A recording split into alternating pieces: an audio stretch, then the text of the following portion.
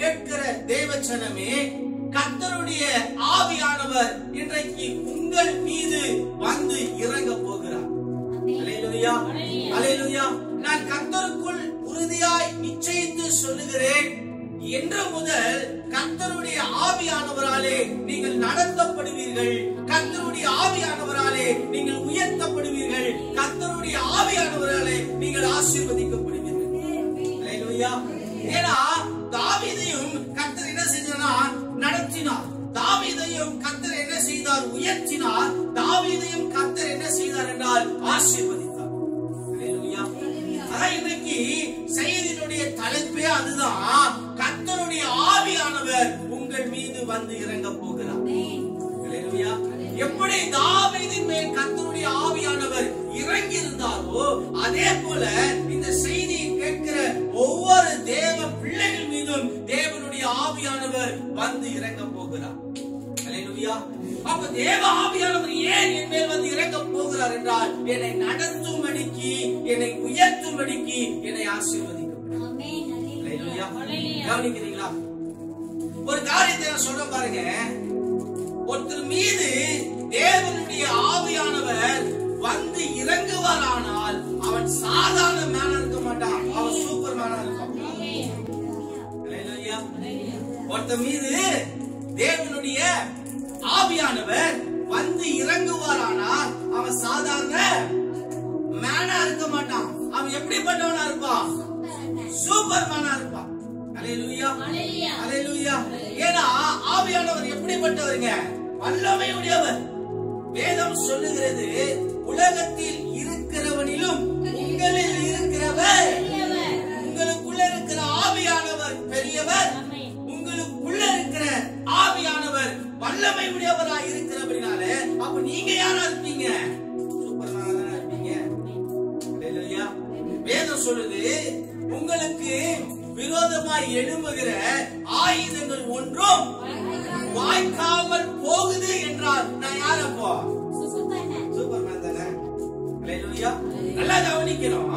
ஒருத்தர் மேல ஆவியானவர் வந்து இறங்கினா அவன் எப்படிப்பட்டவனா இருப்பான்? சாதாரணமானவனே இருக்க மாட்டான். அவன் தானே. அல்லேலூயா. ஏன்னா ஆவியானவர் எப்படிப்பட்டவரா இருக்கிறாரு? வல்லமையுடையவரா இருக்கு. வேதம் சொல்லுது, உலகத்தில் இருக்கிறவரிலும் உங்களில் இருக்கிறவர் பெரியவர், வல்லமை உடையவர். அப்ப எனக்குள்ள இருக்கிறவர் பெரியவர், வல்லமை உடையவர் என்றால் அப்ப நான் யாரு? சாதாரணமானவன் கிடையாது. நான் யாரு? சூப்பர் மேனு, சூப்பர் உமனா இருக்கிறோம். சூப்பர் மேன் எல்லாம் கையை வைத்து ஒரு ஆமென் சொல்லுங்க. சூப்பர் உமன் எல்லாம் கையை வைத்து ஒரு ஆமென் சொல்லுங்க. அல்லேலூயா. ஆமா, வீட்டுக்கு போக நீங்க பறந்துதான் போவீங்க. இங்க என்ன பண்ணுங்க? பெட்ரோல மிச்சம் இங்க இருந்து சர்ச்சை கொஞ்சம் எல்லாம் என்ன செய்யணும்? மேல போயிட்டு அப்படி எல்லாம் கர்த்தருக்கு ஸ்தோத்திரம். கிதியோன் யாரு? சூப்பர் மேன் தான். சிம்சோன் யாரு? சூப்பர் மேன் தான். பவுலும் பேதுரு யாரு? சூப்பர் மேன் தான். அல்லேலூயா. இயேசுவின் நாமத்தினாலே ரட்சிக்கப்பட்டு அவருடைய ரத்தத்தாலே கழுவப்பட்டு பரிசுத்த ஆவியானவராலே அபிஷேகம் பண்ணப்பட்ட ஒவ்வொருத்தரும் யாரு? சூப்பர் மேன் தான், சூப்பர் உமன் தான். பக்கத்துல பார்த்து சொல்லுங்க, நீங்க சூப்பர் மேன், நீங்க சூப்பர் மேன். அல்லேலூயா. இந்த சூப்பர் மேன் சூப்பர் உமன் என்ன செய்வாங்க தெரியுமா? எப்பவுமே எதிர்த்து நின்று சண்டை போடுவாங்க. எப்பவுமே என்ன பண்ணுவாங்க? எதிர்த்து நின்று எத்தனை எதிரிகள் வந்தாலும், எத்தனை சத்துருக்கள் வந்தாலும், எத்தனை பிசாசுகள் வந்தாலும் என்ன செய்யணும்? எதிர்த்து நிற்கணும். அப்பொழுதுதான் அவன் உங்களை விட்டு ஓடி போவான் என்று வேதம் சொல்லுகிறது. அல்லேலூயா. அப்ப ஏன் தேவனுடைய ஆவியானவர் நம்ம மேல் வருகிறார் என்றால் பிசாசுகளை எதிர்த்து நிற்கும்படியா. ஏன் தேவனுடைய ஆவியானவர் மேல் வருகிறாரு? சத்துருக்களை எதிர்த்து நிற்கும்படியாக. அல்லேலூயா. அதனால தேவ ஆவியானவர் என்ன செய்யறாரு? நம்ம மேல் வந்து இறங்குகிறார். இன்னைக்கு தேவ ஆவியானவர் சொல்ற ஒரு காரியம் தெரியுமா? வேதத்திலே பயன்படுத்தப்பட்ட பரிசுத்தவான்களை போலவே தேவ ஆவியானவர் உங்களையும் பயன்படுத்த போகிறார். அல்லேலூயா, அல்லேலூயா. எப்படி ஆண்டவர் பவுலை பயன்படுத்தினாரோ, பேதுருவை பயன்படுத்தினாரோ, கிதியோனை பயன்படுத்தினாரோ, சிம்சோனை பயன்படுத்தினாரோ, அதே போல உங்களையும் பயன்படுத்தும்படிக்கு தேவனுடைய ஆவியானவர் வந்து இறங்க போகிறார். அல்லேலூயா. விசுவாசிக்கிறீங்களா? அல்லேலூயா. என் மேல யார் வந்து இறங்க போறாங்க? தேவ ஆவியானவர் வர போறார். எனக்குள்ள யார் வர போறா? தேவ ஆவியானவர் வர போகிறார். அல்லேலூயா. எத்தனை பேர் விசுவாசிக்கிறீங்க? நல்ல கையை உயர்த்தி சொல்லணும். நல்லா கவனிக்கணும். முதல் காரியம் வேதம் சொல்லுகிறது, ஆவியானவர் சவுலை விட்டு விலகி போனார். வசந்த வாசிங்களே.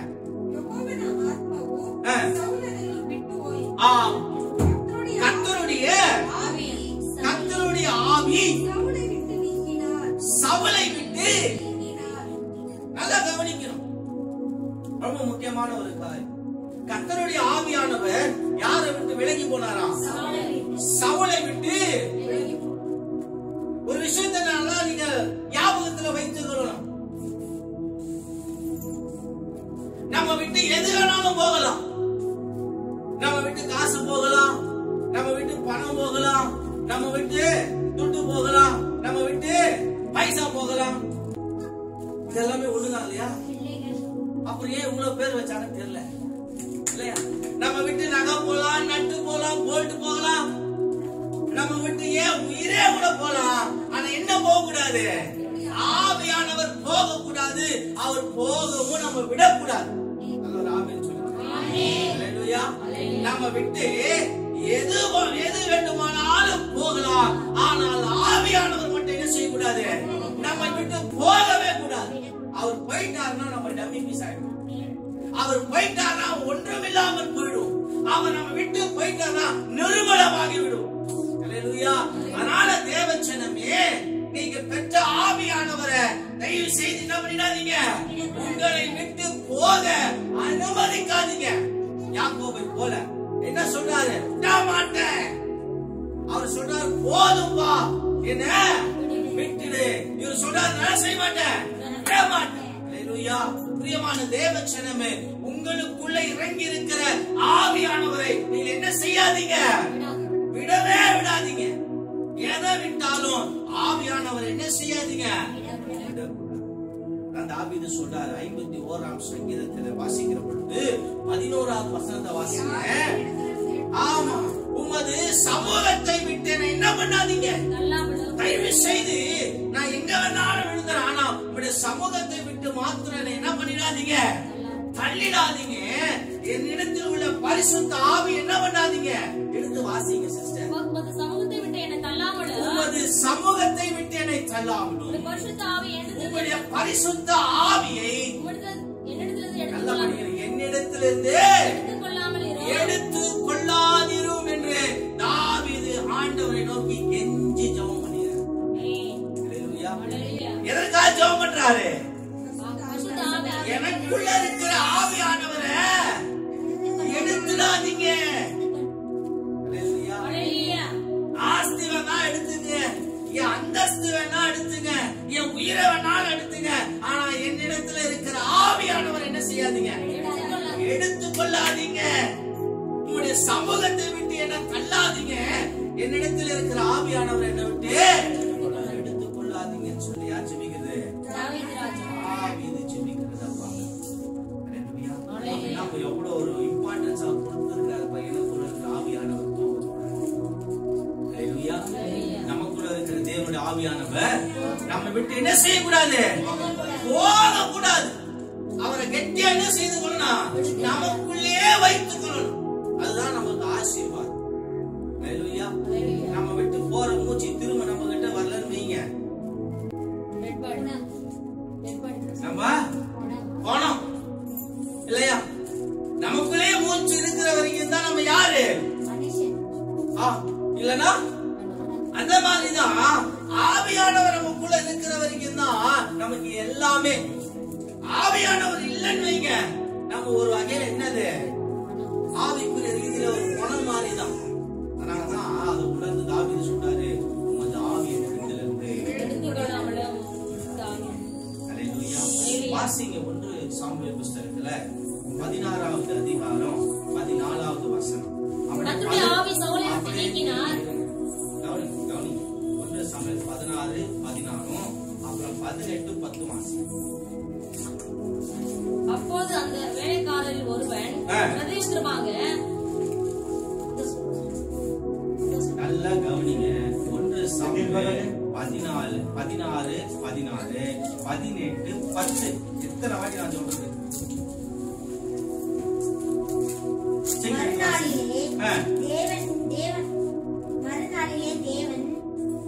தேவனால் விடப்பட்ட பொல்லாத ஆவி சவுல் மேல் இறங்கிற்று.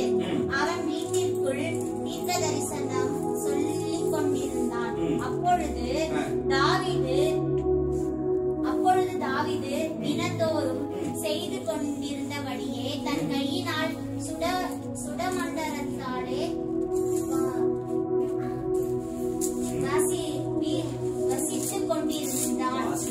வாசித்துக் கொண்டிருந்தான். சவுலின் கையில் ஈட்டி இருந்தது. அப்பொழுது சவுல் தாவீதை சுவர்புறமாய் சேர்த்து உருவை குத்து போடுவேன் என்று ஈட்டியை அவன் மேல் எறிந்தான். ஆனாலும் தாவீது விலகி 2 தரம் அவனுக்கு தப்பினான்.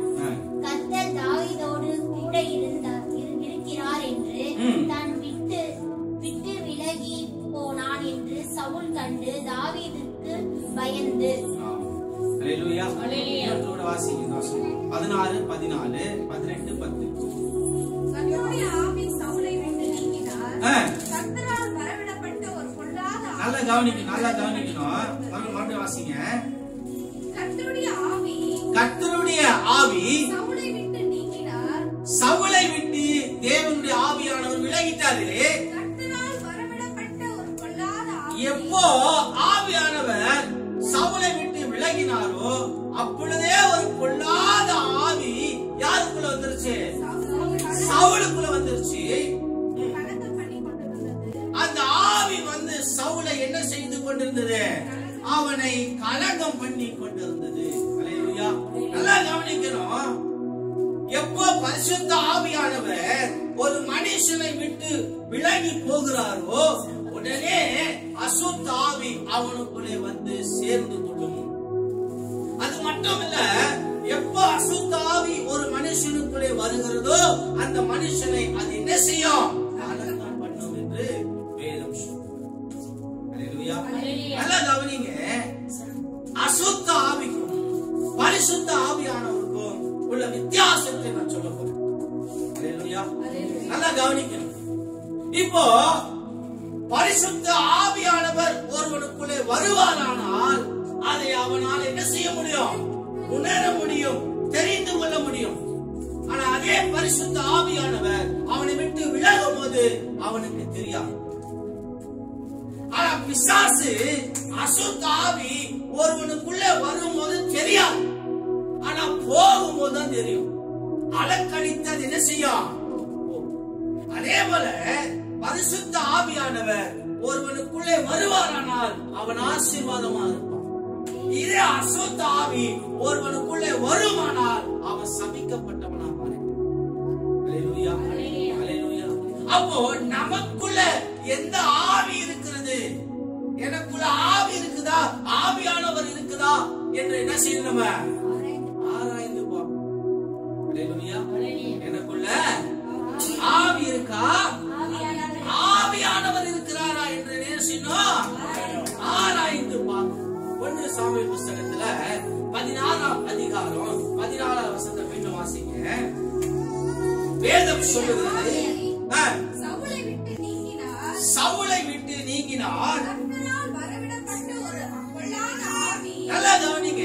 கர்த்தரால் வரவிடப்பட்ட ஒரு பொல்லாத ஆவி அவனை கலகம் பண்ணி கொண்டிருந்தது. அல்லேலூயா. இன்றைக்கும் இப்படிப்பட்ட ஆவிகள் அநேகரை கலங்கம் பண்ணி கொண்டிருக்கிறது. இப்படிப்பட்ட ஆவிகள் அநேகரை அலக்கழித்துக் கொண்டிருக்கிறது. இப்படிப்பட்ட சில பொல்லாத ஆவிகள் அநேகரை துன்பப்படுத்தி வேதனைப்படுத்தி கொண்டிருக்கிறது. வேதம் சொல்லுகிறது அசுத்த ஆவிகள் பிசாசுகள் வனாந்தரத்திலே இளைப்பாறுதல் இல்லாமல் அலைந்து திரிகிறது போல சில ஆத்துமாக்கள் சில ஜனங்கள் என்ன செய்யறாங்க தெரியுமா? இளைப்பாறுதல் இல்லாம சமாதானம் இல்லாம நிம்மதி இல்லாம அலைந்து திரிந்து கொண்டிருக்கிறார். ஒவ்வொரு இடத்திற்கும் அழிவாங்க, ஒவ்வொரு காரியத்துக்கும் அழிந்து திரிவாங்க. ஏன்னா அவங்களுக்குள்ள என்ன இல்ல? சமாதானம் இல்ல. நிறைய பேர் தூக்கம் இல்லாம என்ன செய்வாங்க? நடந்துகிட்டே இருப்பாங்க.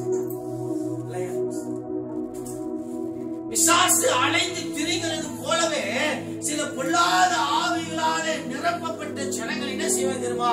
அவங்களும் இளைப்பாறுதலும் சமாதானமும் இல்லாம அமைதல் இல்லாம சந்தோஷம் இல்லாம பிசாசை போலவே என்ன செய்வாங்க?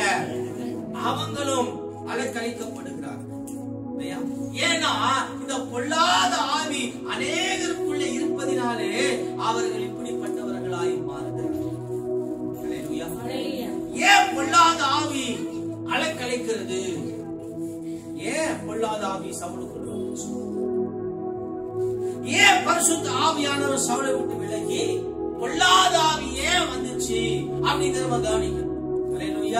இப்போ இந்த பொல்லாத ஆவி ஒருவனுக்குள்ளே வருமானால் அது என்ன செய்ய? அவனை கலங்கம் பண்ணும், அலைக்கழிக்கும், அவனுடைய சந்தோஷத்தையும் சமாதானத்தையும் அழைத்து விடும், அவனுடைய ஆசீர்வாதங்களை அழைத்து விடும். அவனை நிம்மதி இல்லாம தூக்கம் வரவிடாம அவன் சிரிக்க முடியாம அவன் சுகமா இருக்க முடியாம சாப்பிட முடியாம அவன் அநேக நேரங்களில அவன் என்ன செய்வான்? அலைந்து திரிந்து நிம்மதியே இல்லாத ஒரு வாழ்க்கைக்குள்ள அவனை அந்த பொல்லாத ஆவி என்ன செய்யும்? நடத்தும். அப்படிப்பட்ட பொல்லாத ஆவிகளாலே நிரப்பப்பட்டவர்களாய் சிலருடைய வாழ்க்கை காணப்படுகிறது. அவர்களும் இன்னைக்கு கலங்கி கொண்டிருக்கிறார்கள், துன்பத்தில வேதனையில் இருக்கிறாங்க. ஏன்னா பொல்லாத ஆவி. காரணம் யாரு? பொல்லாத ஆவி. ஏன் அந்த ஆவி வருது? எப்போ கர்த்தருக்கு விரோதமாய் நாம் எழும்புகிறோமோ, எப்போ கர்த்தருடைய பிள்ளைகளுக்கு விரோதமாய் நாம் எழும்புகிறோமோ, எப்போ சபைக்கு விரோதமாய் எழும்புகிறோமோ, எப்போ ஊழியத்திற்கு விரோதமாய் எழும்புகிறோமோ, எப்போ கர்த்தருக்கு விரோதமாய் எழும்புகிறோமோ, எப்போ கர்த்தருக்கு கீழ்ப்படியாமல் போகிறோமோ, அப்பொழுதே என்ன செய்யும்? அவனுக்குள்ள ஒரு பொல்லாத ஆவி வந்து வரும்போதே எப்படி வரும் தெரியுமா? வரும்போது எப்படி வரும்? பெட்ஷீட், தலகாணி, பாய், பெட்டு, கட்லோடு என்ன செய்யும்? அதுக்கு தெரியும் எப்படியோ நாம உள்ள வர போறோம், இவனும் நம்ம என்ன செய்ய மாட்டான், விட மாட்டான், நாமளும் இவன் என்ன செய்யக்கூடாது, விடக்கூடாது, வந்து தங்கிடலாம். இப்போ இந்த பொல்லாத ஆவி ஏன் ஒரு மனுஷனுக்குள்ள வருது? கர்த்தருக்கு விரோதமாய் செயல்படுவதனால, கர்த்தருக்கு கீழ்ப்படியாமல் போவதினாலே, கர்த்தருடைய சித்தத்தை செய்யாமல் விடுகிறபடினாலே, கர்த்தர் சொல்லியும் கீழ்ப்படியாமல் போவதினாலதான் பொல்லாத ஆவிகளை கர்த்தர் என்ன செய்யறாரு? அவர்களுக்குள்ளே அனுப்புகிறார். கவனிக்கிறீங்களா? 51ஆம் சங்கீதத்துல தாவீது சொல்றாரு பாருங்க, 3வது 4வது வசனத்தை வாசிங்க. இந்த பொல்லாத ஆவியை நம்மை விட்டு தேவன் விலக்க வேண்டுமானால், இந்த பொல்லாத ஆவியிலிருந்து நாம் விடுவிக்கப்படுமானால் நம்ம என்ன செய்யணும்?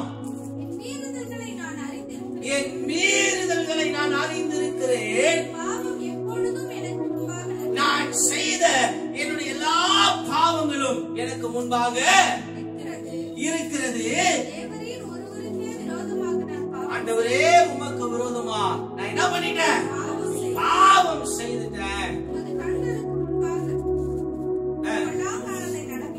நடப்பித்தேன். நீ பேசும்போது உமது நீதி விளங்கவும் இதை அறிக்க. 10வது வசனம், தேவனே சுத்த இருதயத்தை என்ன பண்ணுங்க? என்னிலே சிருஷ்டிங்க. நிலைவரமான ஆவின் உள்ளத்திலே புதுப்பியும். அல்லேலூயா. இப்போ ஏதோ ஒரு பொல்லாத ஆவி உன்னை அலைக்கழித்துக் கொண்டிருக்கிறதா? ஏதோ ஒரு பொல்லாத ஆவினாலே ஏதோ ஒரு பொல்லாத ஆவி உன் சமாதானத்தை கெடுக்கிறதா? ஏதோ ஒரு பொல்லாத ஆவி உன்னை தூங்க விடாமல் செய்கிறதா? ஏதோ ஒரு பொல்லாத ஆவி உன்னுடைய கையின் பிரயாசங்களை சாப்பிட விடாமல் செய்கிறதா? ஏதோ ஒரு பொல்லாத ஆவி உன்னை வேதனைப்படுத்தி துன்பப்படுத்தி உன்னை எல்லா விதத்திலும் உன்னை ஏமாற்றம் அடைய செய்கிறதா? அப்படின்னா நம்ம என்ன செய்யணும் தெரியுமா?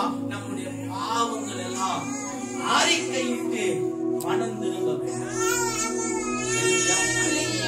எப்போ ஒரு மனுஷன் மனம் திரும்புகிறானோ அப்பொழுதே பொல்லாத ஆவிகள் அவனை விட்டு விலகி போகும்.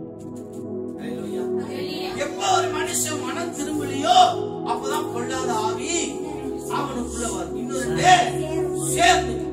ஆனா இதே எந்த ஒரு ஆத்மா மனம் திரும்புகிறதோ அப்பொழுதே பொல்லாத ஆவிகள் அவர்களை விட்டு என்ன செஞ்சிடும்? அதுவும் மனம் திரும்பி போயிடும். நீ மனம் திரும்பினா அந்த பொல்லாத ஆவி என்ன செய்யும் சிஸ்டர்? அதுவும் ஆமேனா, அதுவும் மனம் திரும்பிடும். இப்போ ஏதோ ஒரு ஆவி, ஏதோ ஒரு ஈவல் ஸ்பிரிட் தான் நம்ம இவ்வளவு கஷ்டத்துக்கு நம்ம என்ன செய்து கொண்டிருது, நடத்தி கொண்டிருக்குது பாருங்க. இவ்வளவு வேதனைப்படுத்துகிறது ஏதோ ஒரு பொல்லாத ஆவி யாருக்குள்ள இருந்து கொண்டு நம்மளை என்ன செய்யுது, பாடாப்படுத்துது பாருங்க. அப்ப இந்த பொல்லாத ஆவி நம்மை விட்டு விலகி போக வேண்டுமானால் தாவீது செய்தது போல நம்முடைய பாவங்களை அறிக்கையிட்டு மனம் திரும்பும். இதே ஆவியானவர் நான் சொல்றேன். என்ன சொல்றாரு? பக்கத்துல கரங்களை சொல்லுங்க. பாவங்களை அறிக்கையிட்டு மனம் திரும்பு. அல்லேலூயா. அப்பதான் பொல்லாத ஆவி உன்னை விட்டு போகும். இல்லைன்னா என்ன செய்யாது? போகாது. அல்லேலூயா. தாவீது சுத்த இருதயத்தை தாரும் என்று ஆண்டவர்கிட்ட கேட்டாருங்க. அல்லேலூயா. நீங்களாம் நம்ம கேட்கறதெல்லாம் என்ன கேட்கிறோம்? பணத்தை கொடுங்க. என்ன சிஸ்டர் கேட்கிறோம் ஆண்டவர்கிட்ட? எல்லாம் என்னென்னலாம் வேணுமோ. ஒரு வாட்டி ஒரு பேக்கரி கிட்ட போன சின்ன வயசுல ஒரு ஆசை வந்துருச்சு, எல்லாத்தையும் சாப்பிடணும். எனக்கு இன்னும் ஞாபகம் இருக்கு. சில பேர் வரும் நினைக்கிறாங்க ஆசை. பேக்கரில பார்த்து எல்லாம் முழு வந்துக்கலாமா, எல்லாத்தையும் என்ன பண்ணோம் சாப்பிடணும்னு ஒரு ஆசை. முடியுமா? ஏதோ ஆண்டவர்கிட்ட கேட்போம். ஆனா ஆண்டவர்கிட்ட என்னைக்காவது கேட்டிருக்குமா? ஆண்டவரே சுத்த இருதயத்தை தாங்க.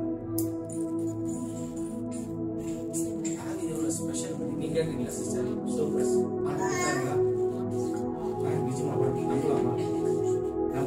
அல்லேலூயா. ஆண்டவர்கிட்ட என்ன கேளுங்க? நீங்க எதை கேட்கணும்? சுத்த இருதயத்தை எனக்கு தாங்க ஆண்டவர். இருதயம் சுத்தம் இருந்துச்சு வச்சுங்களேன், பொல்லாத ஆவி என்ன செய்ய முடியாது, இருதயத்திற்குள்ள வரவே முடியாது.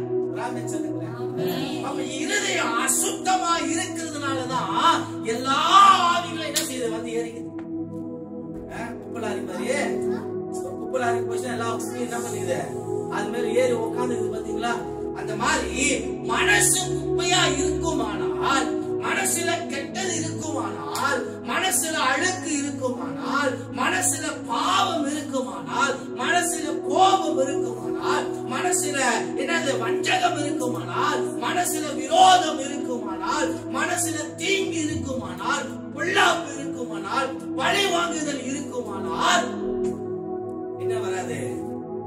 ஆவியானவர் பொல்லாத ஆவிதான் வரும். அதனாலதான் தாவீது சொன்னாரு, இதுவரைக்கும் இருந்த பொல்லாத ஆவிகள் போதும், என் இருதயத்தை சுத்தப்படுத்துங்க, ஆவியானவர் வரட்டும்.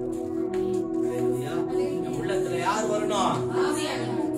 ஆவியானவர் வரணும். அப்படின்னா உள்ளத்துல ஆவியானவர் வந்து ஆசீர்வதிக்கணும். அப்படின்னா உன் உள்ள எப்படி இருக்கணும்? சுத்தமா இருக்கணும். அல்லேலூயா.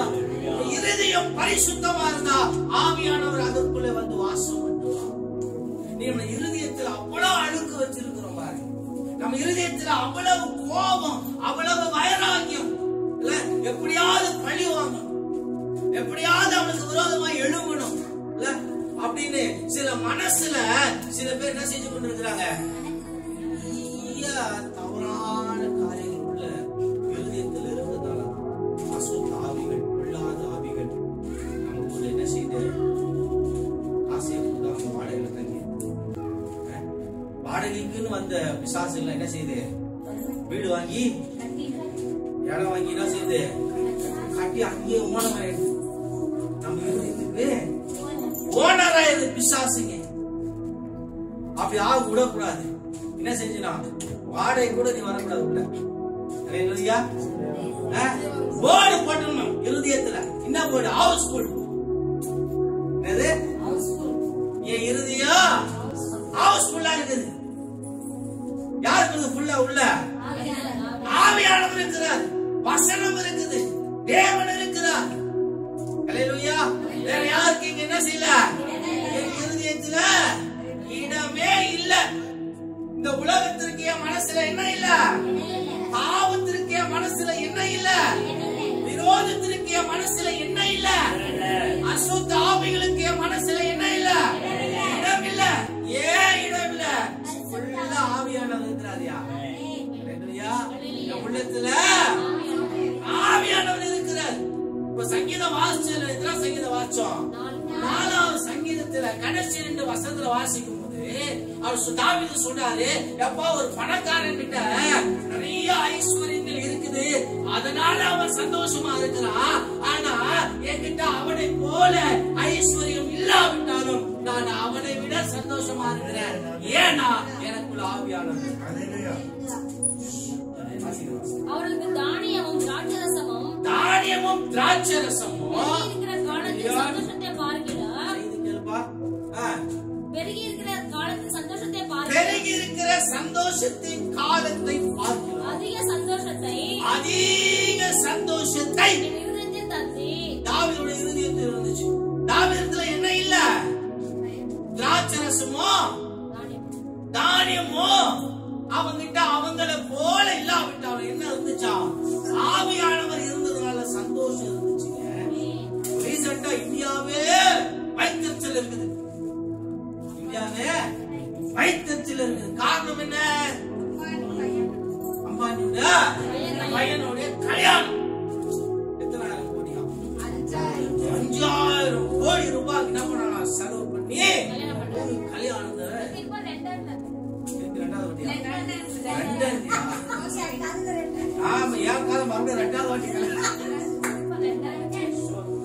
போய் போக முடியுமோ போய் என்ன பண்ணாங்க. இப்ப இதே வருஷம் நம்ம சொல்லணும், நீ 5000 கோடி செலவு பண்ணி சந்தோஷமா இருக்கிறதை காட்டிலும் என்கிட்ட 5 பைசா இல்லனாலும் சந்தோஷமா இருப்பேன். ஏன்னா எனக்குள்ள ஆவியானவர்.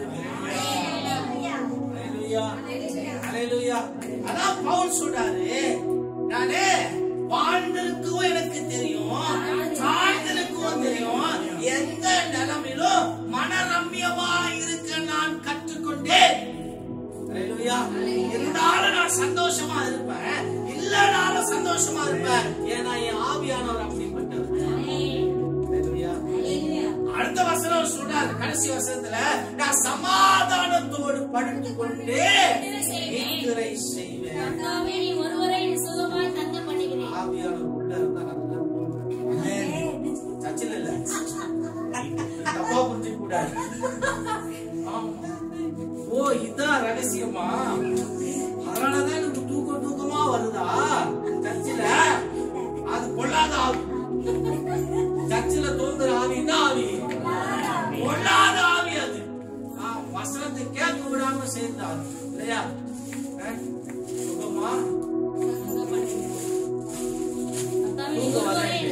தூக்கம் வரல. ஒரு நல்ல பெட் கம்பெனி போயிட்டு, ஒரு பெட் கம்பெனி பேர் சொல்லுங்க சிஸ்டர், சொல்லுங்க சிஸ்டர்.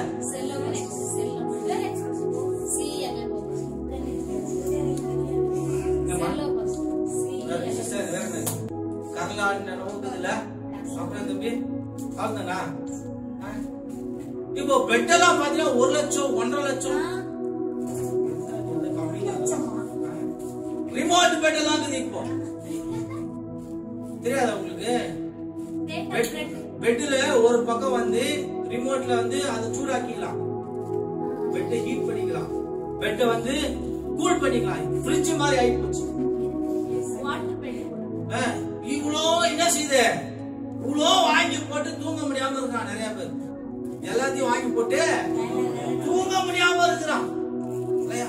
ஆனா நிறைய பேர் பாத்தீங்க நல்ல வேலை செஞ்சு திண்ணையில படுத்தா நல்லா தூக்கம், ஒரு மரத்துக்கு இல்ல படுத்தா அவ்வளவு தூக்கம் வரும். அல்லேலூயா. தூக்கத்துக்கும் பெட்டுக்கும் என்ன இல்ல, தேவன் கொடுக்கிற ஆசீர்வாதம். அல்லேலூயா. நான் சுகமா நான் சொல்றாரு படுத்துக் கொண்டு கொரட்டை விடுவேன். சுகமாய் படுத்து கொரட்டை விடுவேன். எனக்கு எந்த கவலையும் கிடையாது. காலையில சிறைச்சாலையில ஒரு தலையில என்ன செய்வாங்க, தலையை வெட்டி கையில கொடுக்க போறாங்க. தூக்கம் வருமா சிஸ்டர்? உங்களை தூக்கி ஜெயில போடுறாங்க. காலையில உங்க தலை வெட்ட போறாங்க. பிரதர் தூக்கம் வரும்ன்றீங்களா? வரும். பிரதருக்கு தூக்கம் வரும். சிரிக்கிறா இதோட முடிஞ்சுதாமா?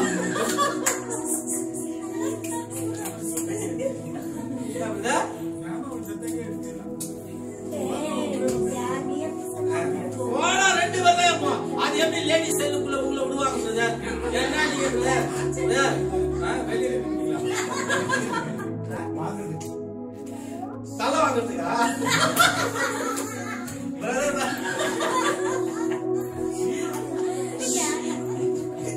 இது சொல்லுங்க பார்த்தா தட்டோட வெயிட் பண்ணுவாங்க சிஸ்டர்.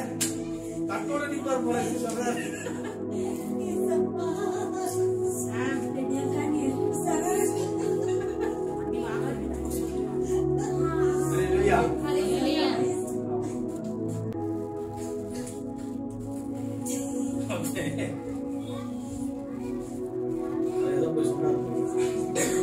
சரிங்க.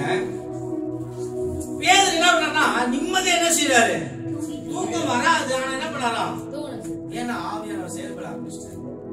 ஆவியானவர் செயல்பட ஆரம்பிச்சிட்டாரு. அதனால என்ன வந்துச்சு, கவலை இல்லைங்க, சந்தோஷம் வந்துடும். அதனாலதான் இறுதிய சுத்த இறுதிய இருந்தா என்ன செய்யாது, கவலை வந்தாலும் தங்காது.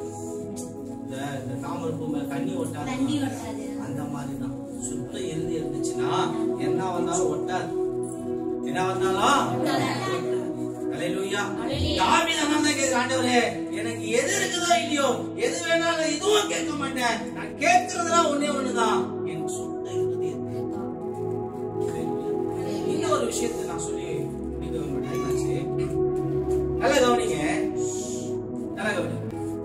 சவுலும் என்ன செஞ்சாரு, பாவம் பண்ணினார்.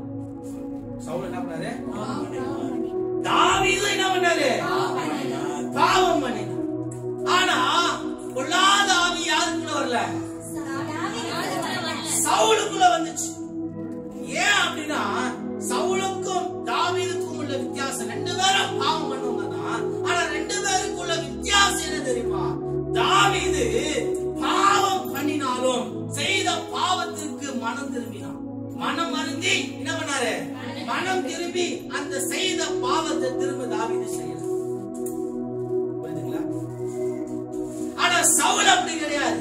அவர் மனம் திரும்பாமல் பாவத்தை என்ன பண்ணாரு, பாவத்தின் மேல் பாவம் செய்து கொண்டே இருந்தாரு. அவர் மனம் திரும்பவே இல்லை. இதுதான் சவுலுக்கும் தாவீதுக்கும் உள்ள வித்தியாசம். 2 பேரும் பாவம் செய்தாங்கதான். ஆனா உடனே தாவீது என்ன செஞ்சார் தெரியுமா, செய்த பாவத்திற்கு மனம் மருந்தி மனம் திரும்பினார். அந்த பாவங்களை அறிக்கையிட்டு மனம் திரும்பி செய்த பாவத்தை திரும்ப செய்யாதபடிக்கு மனம் திரும்பினார். இன்னைக்கு அப்படிப்பட்ட மனம் திரும்புதல் உங்களுக்கு வேணும். அப்படிப்பட்ட மனம் திரும்ப நமக்கு வேணும். என்னது, செய்த பாவத்தை திரும்ப செய்யாதபடிக்கு நீயும் நானும் என்ன செய்யணும், மனம் திரும்புற பட்சத்துல பொல்லாத ஆவி நம்ம பக்கமே வராது. இதே சவுலை போல மனம் திரும்பாமல் செய்த பாவங்களை திரும்ப திரும்ப செய்வீரானால் பொல்லாத ஆவிகள் வரும், அலைக்கழிக்கப்படுவீங்க. ஏன்னா வசனம் சொல்லுது.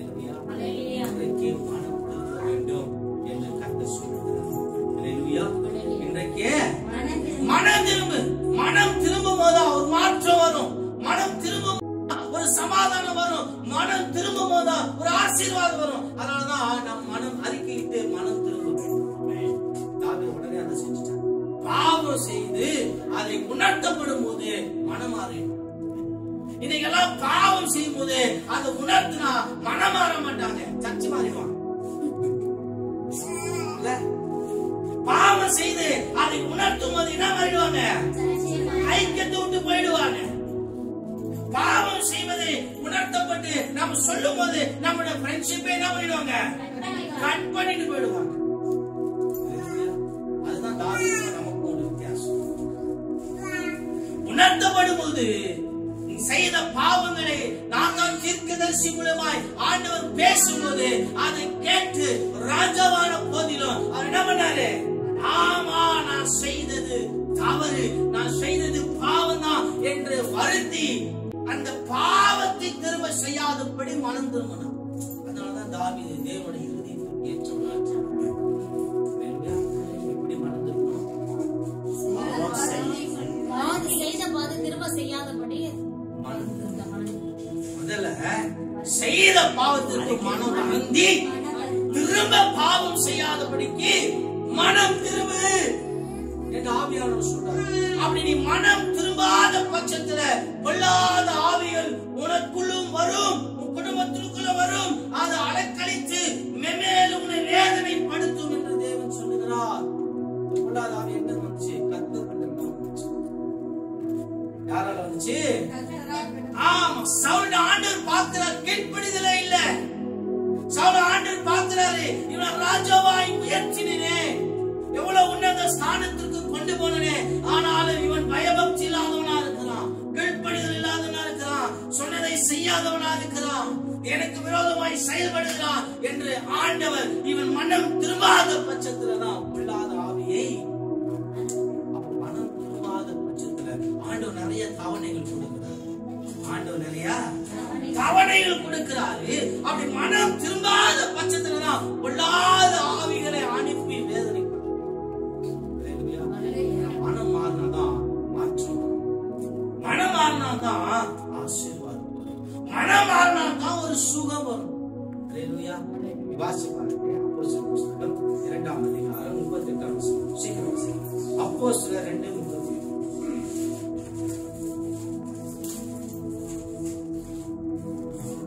இதை அவர்கள் கேட்டபொழுது இருதயத்திலே குத்தப்பட்டவர்களாகி. ஆமா, இப்ப பேதுரு சொல்றாரு, நீங்க தான் இயேசு கிறிஸ்து என்ன பண்ணீங்க?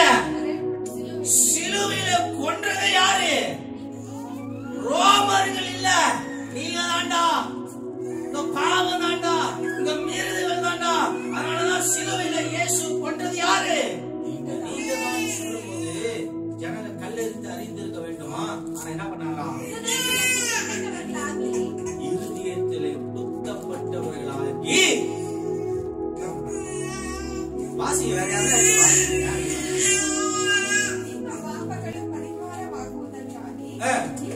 ಪ್ರತಿಯೊಬ್ಬರು ದೇವರ ಕಡೆಗೆ ತಿರುಗಿಕೊಂಡು ಯೇಸು ಕ್ರಿಸ್ತನ ಹೆಸರಿನ ಮೇಲೆ ದೀಕ್ಷಾಸ್ನಾನ ಮಾಡಿಸಿಕೊಳ್ಳಿರಿ, ಆಗ ನೀವು ಪವಿತ್ರಾತ್ಮ ದಾನವನ್ನು ಹೊಂದುವಿರಿ.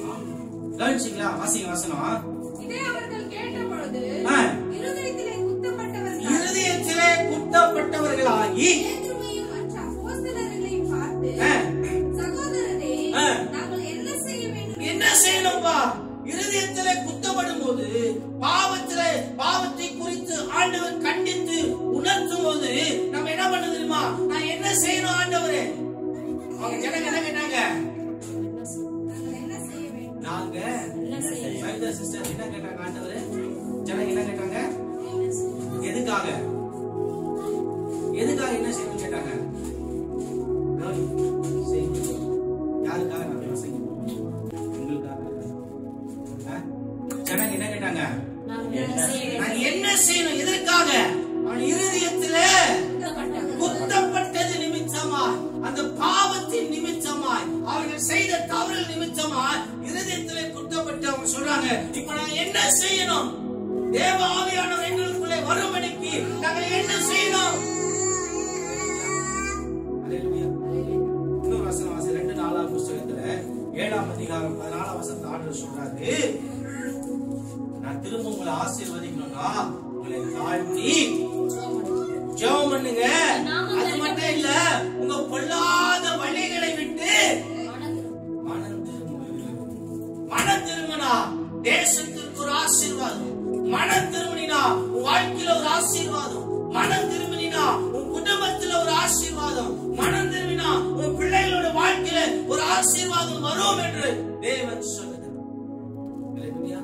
மனம் திரும்பினா ஆசீர்வாதம், மனம் திரும்பலனா பொல்லாத. எது வேணும்?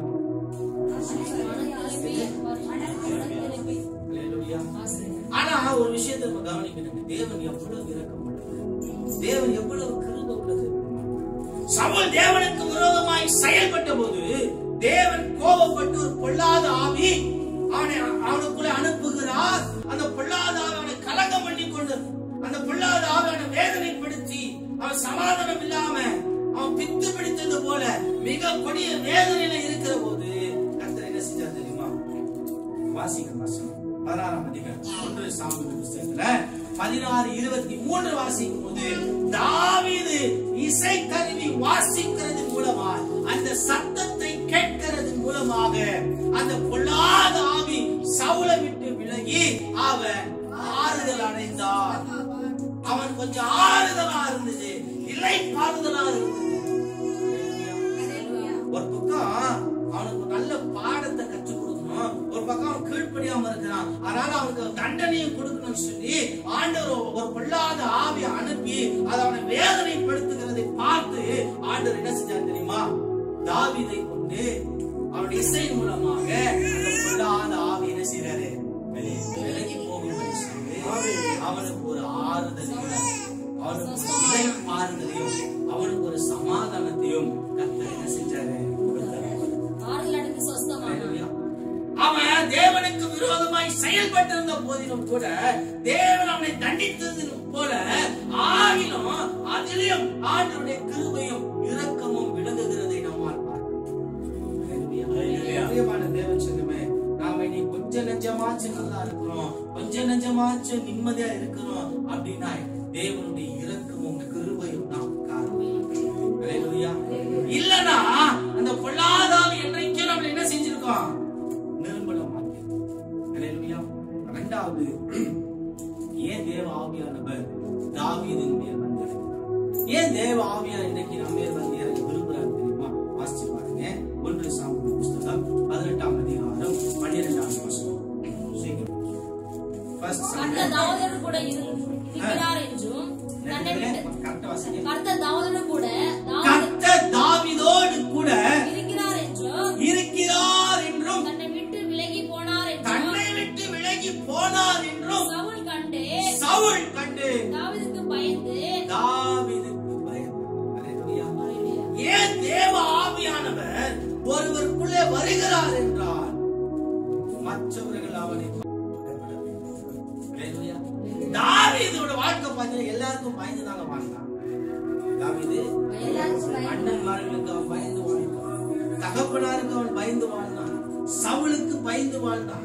இப்படி எல்லாருக்கும் அவன் பயந்து பயந்து பயந்து எல்லா காரியத்திற்கும் அவன் பயந்தவனா இருந்தான். இன்னைக்கு நம்ம பாருங்க, நிறைய விஷயங்களுக்கு நம்ம பயந்து கொண்டு என்ன செய்ய போறோம்? ஒரு பயம். எதிர்காலத்துல என்ன செய்ய போறோம்? ஒரு பயம். பிள்ளைகளுக்கு கிடைக்கும் போது ஒரு பயம் வந்துடும். இப்படி அநேக காரியங்களை குறித்து நம்ம என்ன செய்து கொண்டிருக்கிறோம்? பயந்து கொண்டிருக்கிறோம். தாவீதோட வாழ்க்கை அப்படிதான். எல்லாவற்றிற்காக அவன் பயந்து கொண்டிருந்தான். சவுலுக்கு பார்த்தா பயம், தகப்பனாரை பார்த்தா பயம், அண்ணன்மார்களை பார்த்தா பயம். இப்படி பயந்து கொண்டிருந்த தாவீதுக்கு கர்த்தர் என்ன செய்தமா?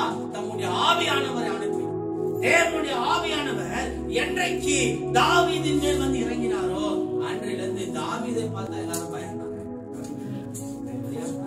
தாவீதை பார்த்து சவுலே பயந்தார். தேவன் சொல்லுமே, கர்த்தருடைய ஆவியானவர் உன்மேல் வந்து இறங்குவாரானால் சத்துருக்கள் உன்னை கண்டு பயப்படுவார்கள். தேவ ஆவியானவர் உன்மேல் வந்து இறங்குவாரானால் பிசாசுகள் உன்னை பார்த்து என்ன செய்யும்? பயப்படும். தேவ ஆவியானவர் உன்மேல் இறங்குவாரானால் வானமும் பூமியும் காலமும் நேரமும் சூழ்நிலையிலும் உனக்கு சாதகமாய் செயல்படும். கர்த்தருடைய ஆவியானவர் மேல் வந்து இறங்கினா என்னென்ன நடக்கும்?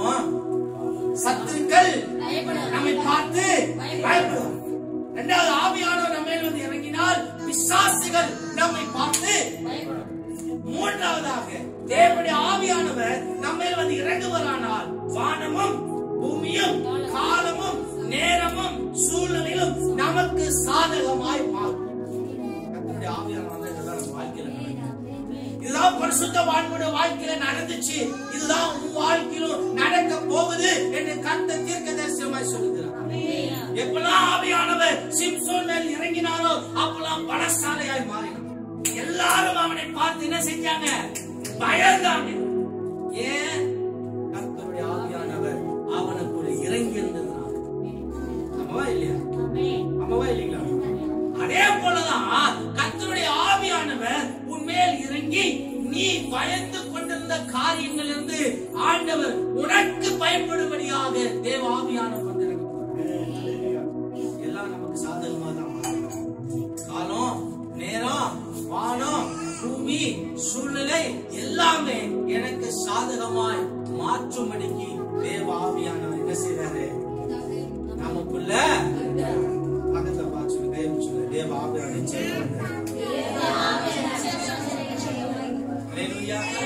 ஏதோ ஒரு இடத்துல ஏதோ ஒரு காரியத்துல ஆண்டவர் அவருடைய இருதயத்திற்கு ஏற்றவனாக நம்மை பார்த்திருக்கிறபடினாலதான் தேவ ஆவியானவர் என்ன செய்யற நம்ம மேல வந்து இறங்குற. ஏதோ ஒரு காரியத்துல அவருடைய இருதயத்திற்கு ஏற்றவனாக ஆண்டவர் உங்களை என்ன செஞ்சிருக்கிறாரு? கண்டிருக்கிறார். அம்மாவா இல்லைங்களா? ஒருவேளை அது நீங்க செய்த ஜபமா இருக்கலாம், அல்லது உங்களுடைய உபவாசமா இருக்கலாம், அல்லது உங்களுடைய உண்மையா இருக்கலாம், அல்லது உங்களுடைய நேர்மையா இருக்கலாம், இல்ல உங்களுடைய பரிசுத்தத்தை பார்த்து இருக்கலாம். ஏதோ ஒரு காரியத்துல ஆண்டவர் தம்முடைய இருதயத்திற்கு ஏற்றவனாக அவர் கண்டிருக்கிறபடினாலே தம்முடைய ஆவியினிடத்தில் என்ன செய்றாரு? ஒன்று சாமுவேல் புத்தகம் 16ஆம் அதிகாரம் 13ஆம் வசனத்தை வாசிங்க. வேதம் சொல்லுகிறது, அந்நாள் முதல் கொண்டு கர்த்தருடைய ஆவியானவர் தாவீதின் மேல் வந்து இறங்கி இருந்தார். அல்லேலூயா. வாசிங்க. அப்பொழுது சாமுவேல் தைல கொம்பை எடுத்து அவனை அவன் சகோதரர் நடுவில் அபிஷேகம் பண்ணினார். அந்நாள் முதல் கொண்டு கர்த்தருடைய ஆவியானவர் தாவீதின் மேல் வந்து இறங்கி. அல்லேலூயா. இன்னைக்கு இந்நாள் முதல் கொண்டு கர்த்தருடைய ஆவியானவர் உங்கள் மேல வந்து அல்லேலூயா பலன் கொண்டு திடமனதாயிரு. ஆவியானவர் மேல வந்து இறங்கி. பக்கத்துல பார்த்து சொல்லுங்க. பலன் கொண்டு திடமனதாயிரு. ஆவியானவர் ஆவியானவர் ஒரு மீது ஏன் ஆவியானவர் வந்து இறங்குறார் தெரியுமா? நம்மை நடத்துவது. ஏன் ஆவியானவர் வந்து இறங்குறார் தெரியுமா? நம்மை உயர்த்துவது. ஏன் ஆவியானவர் வந்து இறங்குறார் தெரியுமா? நம்மை ஆசீர்வதிப்பது. இதுதான் தேவ ஆவியானவர் என்ன செய்றாரு? கஷ்டத்தின் மத்தியில, பிரச்சனையின் மத்தியில, போராட்டத்தின் மத்தியில தேவன் என்ன செய்வாரு? தேவ ஆவியானவர் நடத்துவார். எங்கெல்லாம் தள்ளப்பட்டியோ, எங்கெல்லாம் அவமானப்பட்டியோ, அங்கெல்லாம் தேவ ஆவியானவராலே நீ உயர்த்தப்படும். ஆமென். எங்கெல்லாம் குறைவு கண்டியோ, எங்கெல்லாம் துன்பம் கண்டியோ, எங்கெல்லாம் வேதனைப்பட்டியோ, அங்கெல்லாம் தேவ ஆவியானவராலே நீ ஆசீர்வதிக்கப்படும். மூன்று காலத்தை ஞாபகம். அல்லேலூயா. கஷ்டத்தின் மத்தியில, துன்பத்தின் மத்தியில, பலவீனத்தின் மத்தியில தேவனுடைய ஆவியானவர் என்ன செய்வார்? நடத்துவார். எங்க தள்ளப்பட்டியோ, எங்க அவமானப்படுத்தப்பட்டியோ, அங்கே தேவ ஆவியானவர் என்ன செய்வாரு? உயர்த்துவார். எங்க குறைவை கண்டியோ, எங்க துன்பத்தை கண்டியோ, அங்க தேவ ஆவியானவர் என்ன செய்வாரு? ஆசீர்வதிப்பார். 2 வாட்டி 3 வாட்டி சொன்னா கூட நம்ம மண்டையில என்ன செய்ய மாட்டேங்குது? அல்லேலூயா. அதே சொல்லுமே. எப்போ தேவ ஆவியானவர் தாவீதுக்குள்ள வந்தாரோ அப்பொழுது தாவீது என்ன செஞ்சாரு? நடத்தினார். எப்போ ஆவியானவர் தாவீதுக்குள்ள வந்தாரோ அப்பொழுது தாவீது என்ன செஞ்சாரு? ஆடு மேய்க்கிறவனிடத்துல இருந்து ராஜாவாக. அல்லேலூயா. எப்போ தேவ ஆவியானவர் தாவீதுக்குள்ள வந்தாரோ அப்பொழுது அவன் ஆசீர்வாதம் பெற்றான். மரிக்கிற வரைக்கும் எல்லா ஆசீர்வாதமும் தாவீது பெற்றான். அல்லேலூயா. பூரண ஆயுசு உள்ளவனாய் அவன் மரித்தான் என்று